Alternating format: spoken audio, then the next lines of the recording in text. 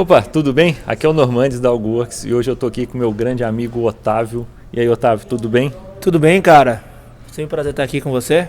Legal, a gente está aqui no Java One de São Francisco 2016 e eu encontrei o Otávio aqui durante nos intervalos das palestras e ele resolveu bater um papo aqui com a gente. Convidei ele para bater um papo, ele aceitou.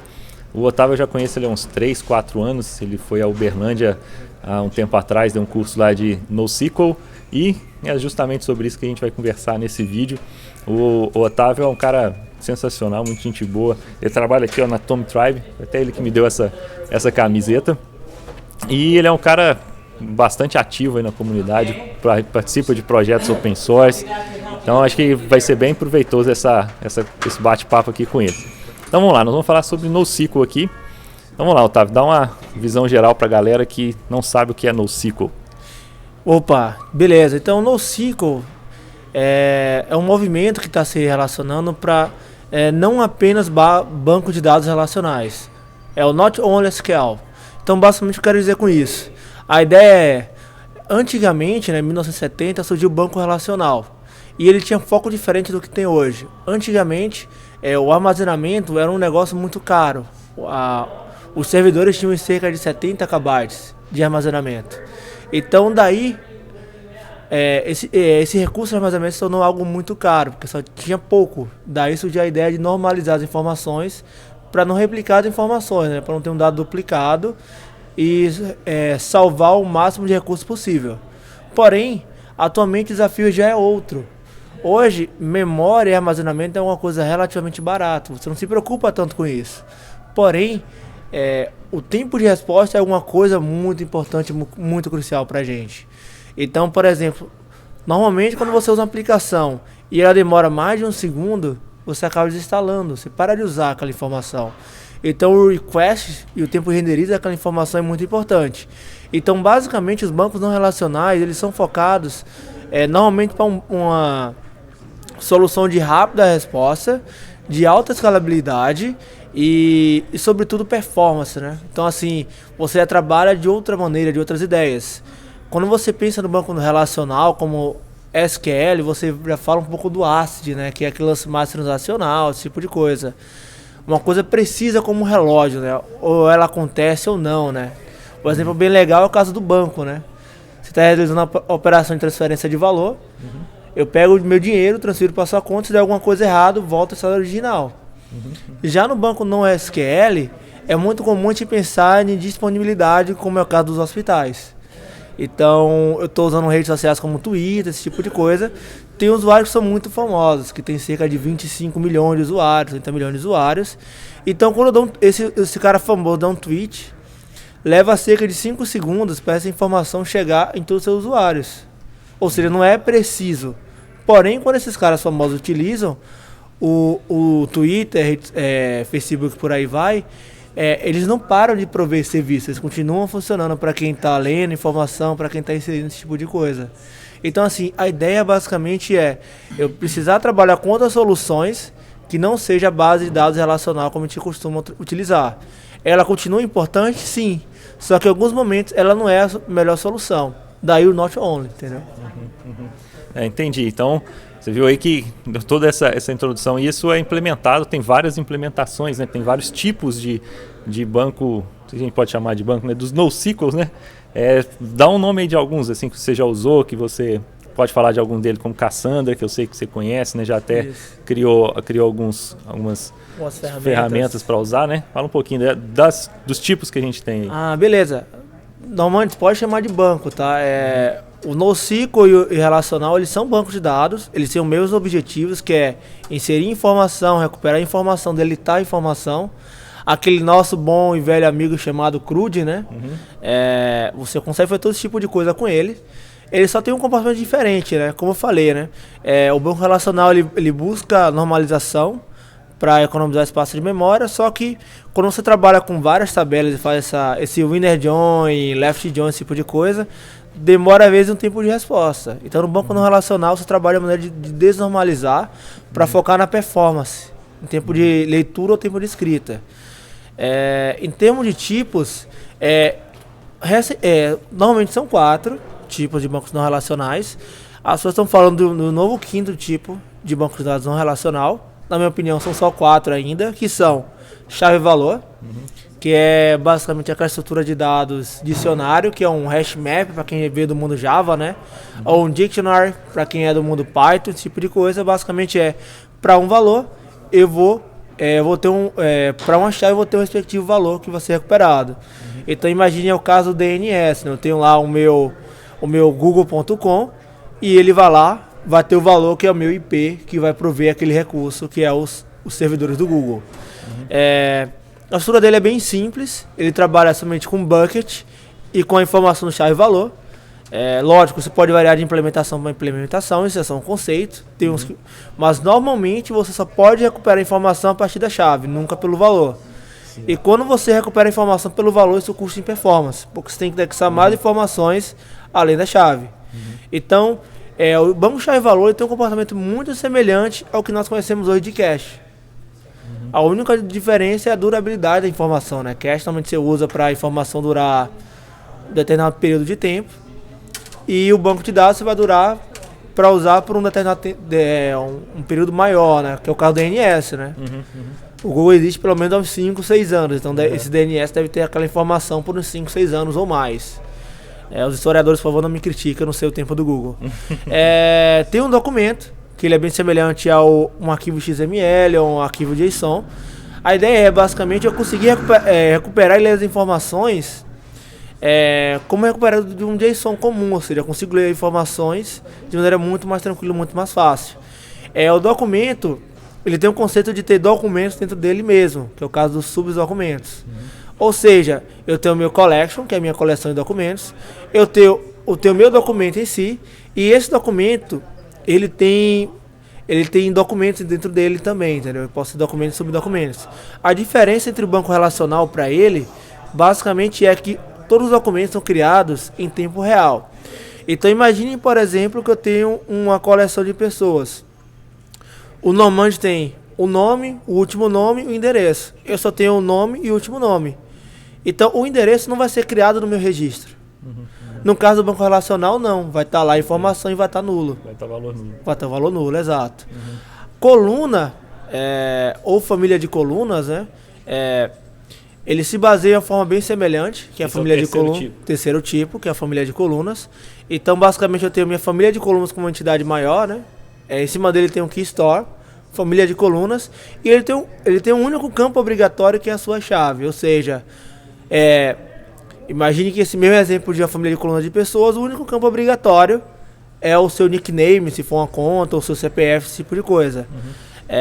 Então, basicamente eu também crio essa informação em real time, só que normalmente você vai recuperar as informações também pela chave. Ele chega a ser uma especialização do chave-valor. A única diferença é que eu vou criando mais tuplas, ou seja, a tupla, a coluna ela é formada por uma tupla, né? Ou seja, tem o nome e seu respectivo valor, então ela é a especialização do chave-valor, e esse tipo de coisa é criado em real time. Então, eu tenho, além desse quarto, eu tenho família de colunas, a coluna, o campo obrigatório, e esses caras são criados em demanda. O meu outro tipo é o de grafos. O grafos, ele basicamente armazena um nó com suas propriedades e suas relações entre eles. Então, por exemplo, imagine agora que eu quero fazer uma campanha de marketing e eu quero vender um celular que meu público-alvo seja pessoas entre 20 e 25 anos que tenham trabalho na área de TI e que tenham um salário acima de R$3.000. Eu consigo fazer isso com o banco relacional? Consegue, muito fácil, né? Agora, se eu dificultar um pouco para você, eu quero que não apenas essas pessoas, mas eu quero que essa propaganda também vá para pessoas que conheçam você, ou seja, para pessoas que tenham relação com você, ou seja, eu quero que busque esse perfil de pessoas e pessoas que tenham 1 ou 2 graus de proximidade com você, ou seja, sua mãe, seu pai, seus amigos, sua família. Como é que eu consigo fazer esse banco não relacional? Começa a complicar, né? Esse tipo de coisa você consegue fazer de maneira muito mais fácil com grafos, por exemplo. Entendi. E o quinto tipo, que para mim não existe, é o multimodal. O que é esse multimodal? Todo banco de dados que tem ou que suporta mais de 2 tipos, por exemplo, o Couchbase, que suporta chave, valor e documento, ele se torna multimodal, ou seja, basicamente é um banco de dados que provê mais de 2 informações, é um multimodal. Por isso que eu não acredito que esse multimodal existe, né? Que basicamente ele é um coletivo de tipo de banco de dados. E falando aqui, Otávio, sobre normalização que você falou, né? Só para tentar clarear um pouquinho, quando você fala que o banco de dados relacional, né, é normatizado e não relacional, NoSQL, a gente tenta não precisa seguir, né, isso. Isso significa que eu posso ter dados duplicados entre várias no banco não relacional, e isso não é errado, né? Uma coisa que no banco relacional isso não ficaria legal, né? A gente precisaria fazer relacionamento. No banco NoSQL isso não é obrigatório, né? Exatamente, porque as ideias são diferentes, né? Eu falei da introdução histórica dos objetivos, né, de 1970 e agora. Então, o seu foco é uma maneira mais rápida de recuperar a informação ou uma maneira mais rápida de escrever essa informação. Seu foco agora passa a ser em performance. Então, às vezes, é muito mais fácil eu pegar, por exemplo, voltando uma pessoa, eu armazenar todas as informações suas em endereço, nickname, todo esse tipo de coisa. É um único local, para recuperar apenas esse único local, do que eu faça vários left join, out join, porque afinal esse tipo de coisa requer mais I/O, certo? Então é muito mais fácil eu ter um único índice, pegar essa informação de um único ponto, fazer um único I/O e recuperar essa informação. Porque assim, o foco é diferente. Então a modelagem precisa ser diferente para esse tipo de foco. Aliás, esse é um dos maiores erros quando você acaba trabalhando em um relacional e quer mudar para um não relacional. Você tenta fazer normalização, achando que só por usar esse banco você vai ganhar performance, mas isso não necessariamente acontece. Você tem que usar a ferramenta da melhor forma possível. Pô, muito bom, muito legal. Acho que as dicas foram bem interessantes. Aí deu para você conhecer um pouco mais, né, sobre bancos NoSQL. Vale a pena estudar mais, né, que o Otávio está contando para a gente de uma forma teórica como eles funcionam, mas tem muita coisa aí, tem muita ferramenta open source também, né, Otávio, que dá para instalar, começar a brincar. Você quer deixar uma dica aí pro pessoal que quer começar a aprender banco NoSQL, onde eles podem procurar, quais são as dicas finais aí? Ah, beleza. Então, a primeira coisa é dar uma olhada em documentação sobre o conceito. É muito importante você dar uma olhada no conceito. Porque por mais que os bancos tenham comportamentos específicos, né, que é o Cassandra, ele tem o conceito de Cassandra Query Language, que é o CQL, os conceitos são muito semelhantes entre eles. Então, o Cassandra tem o conceito de família de colunas, o Edgebase tem comportamentos específicos, mas também tem esse comportamento. Então, vale a pena brincar. A documentação desses novos tipos de bancos não relacionais costuma ser uma coisa muito rica e, sobretudo, focado em um rápido aprendizado. Então, assim, para eles é muito importante que você aprenda com muita velocidade. Então, a documentação é algo muito fácil. Eu recomendo que você experimente pelo menos um de cada para sentir o comportamento de cada um deles. E siga, sobretudo, a dica de modelagem. Tenta não se desvincular esse vício de usar o SQL como no SQL ou vice-versa. Tentar emular o comportamento. Então, sei lá, família de coluna, você pode usar o Cassandra, documento MongoDB, o Grafos Neo4j e o chave valor. Você pode usar o React, o Hazelcat, por aí vai. Que é até um problema que a gente tem hoje, né? Então, para cada quadro desses tipos, você tem várias e várias implementações. Só que não existe padrão ainda para esse tipo de banco de não relacional. O que acontece no relacional, eu tenho meu SQL, eu tenho o meu driver, meu JDBC, e eu tenho meu JPA. Então, quando eu quero mudar, por exemplo, de um banco PostgreSQL para um banco MySQL, eu apenas toco o driver e tudo volta a funcionar. No banco não relacional isso não acontece. Você tem que trocar toda a API. Existem algumas soluções de alta camada de comunicação com a casa do Spring Data, só que você fica amarrado a uma solução com a Spring Data. Imagine agora que você está trabalhando com o Spring Data e ele tem suporte ao Cassandra e você quer mudar para o Scala, por exemplo, ou qualquer banco X. O Spring não tem suporte, mas uma outra solução tem suporte. Você não consegue mudar. Ou você basicamente abandona um código Spring, que é uma coisa muito, muito cara, né? Você ficar mantendo 2 códigos. Ou você remove essa integração e faz tudo manualmente, que é algo muito caro também. Então, é por isso que a gente está também trabalhando, tentar criar uma especificação para bancos não relacionais.